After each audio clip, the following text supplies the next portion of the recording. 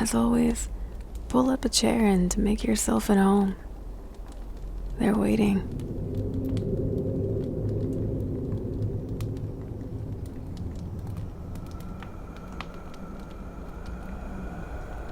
It was a crisp, moonlit evening, and I decided to join a couple of my friends for a hayride at a local farm.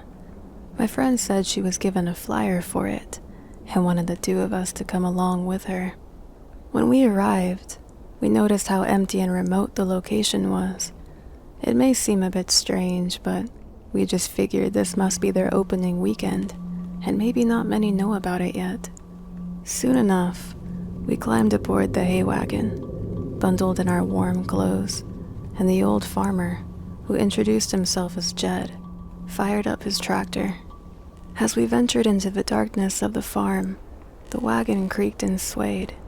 My friends and I talked amongst each other as normal, until my mind began to blur out their voices.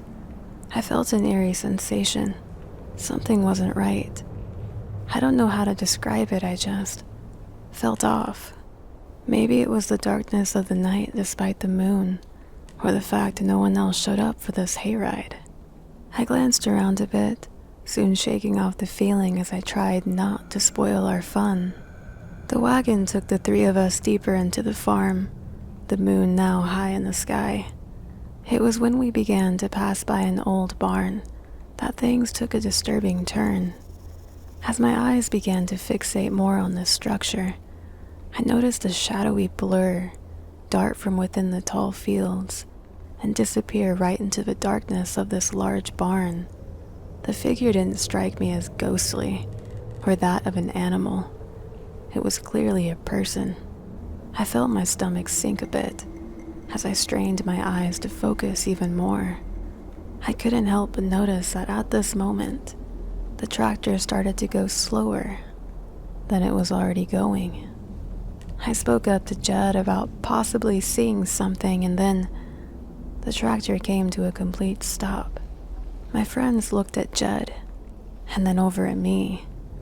He then proceeded to turn around in his seat and ask, "What? Are you afraid of the dark?" His tone seemed almost mocking at first, agitated in a way.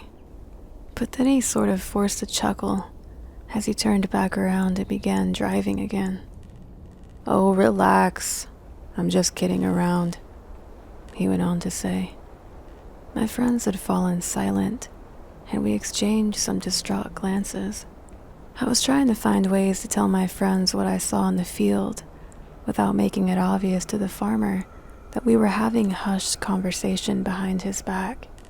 But as I did, Jed spoke up, trying to make small talk with us now, asking about hobbies and interests, what we did for work, what areas of town we resided on.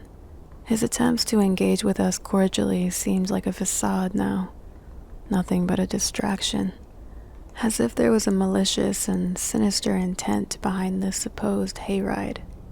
I grew even more suspicious of him, yet I tried to conceal it. Despite the now disturbed feeling my friends and I shared, we entertained his questions, although with false information. As we came around another bend, I noticed the figure once again. I just barely caught a glimpse of it ducking back into some trees, and once again, Jed's tractor just so happened to slow down. It was then that I realized whoever this was didn't want to be seen, but they clearly wanted to keep an eye on us. I then got enough nerve to speak up in a calm yet somewhat stern voice, feeling as though my friends and I were going to have to fight for our lives at any moment. "This isn't where we started," I said.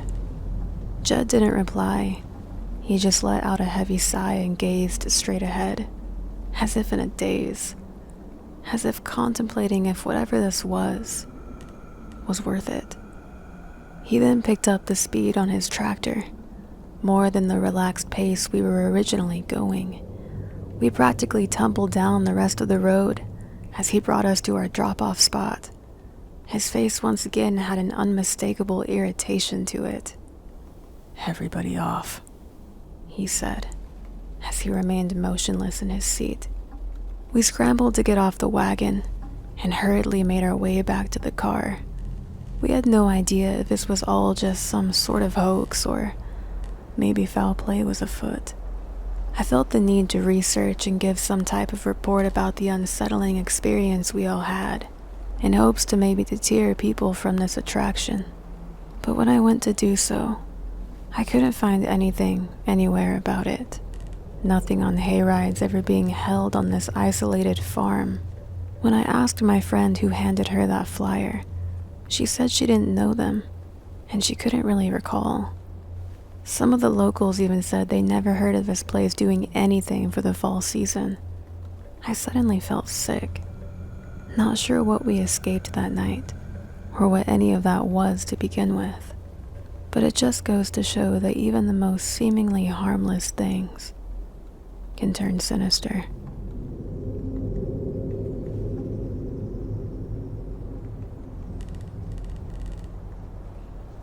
As the leaves began to change and the crisp bite of autumn filled the air, I decided to take a 4-day weekend to a cozy Airbnb nestled in the woods.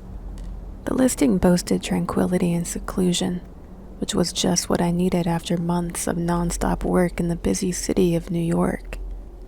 It would give me time to decompress and breathe, and I was also looking forward to working on some of my writing without any distraction.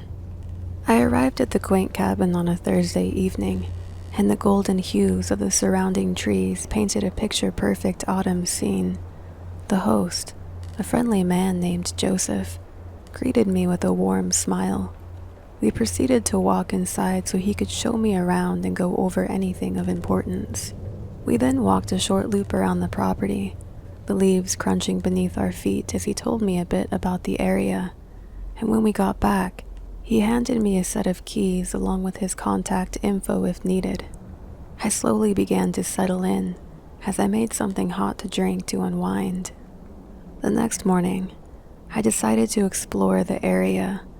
The woods surrounding the cabin were beautiful. I lost myself in the serenity of it all, snapping photos and taking leisurely walks around the nearby trails. After a good while, I made my way back and decided I would make something light to eat and spend the rest of the afternoon reading on the porch. I got up from the porch to stretch my legs and relax inside the warmth of the cabin. I had just started taking out my things to write when I noticed a faint tapping sound. I instantly stopped what I was doing to focus on the noise. I followed the sound toward the back door by the bedroom, where I noticed it was slightly ajar, the steady breeze making it gently bump the latch as it swayed. I hadn't noticed this being open earlier, but I knew we walked through this door during the previous day when Joseph showed me around. I simply closed and latched it, then continued about my evening, although a faint sense of vulnerability started to grow within me. I got a good amount of writing done that night when I started to doze off on the couch. I remember slipping into some kind of weird dream, the kind you have when you aren't fully in a deep sleep. I kept hearing a noise in it, a faint noise, over and over until finally I woke up, and then I had an overwhelming sensation that the noise I was hearing in my dream was something I was actually hearing, although I wasn't quite sure what. I knew there was wildlife out there, and the breezy night was probably causing all sorts of noises around the quiet home. But I couldn't deny how I wasn't feeling so safe in this cabin anymore, alone, and miles from anyone else. Normally I enjoy the sense of solitude, and being alone on a little retreat like this is something I've done many times in the past. But something about this trip started to get the best of me. Every little noise now seemed to make me jump. I reluctantly went with my gut on this, as I arose from the couch and began gathering my things.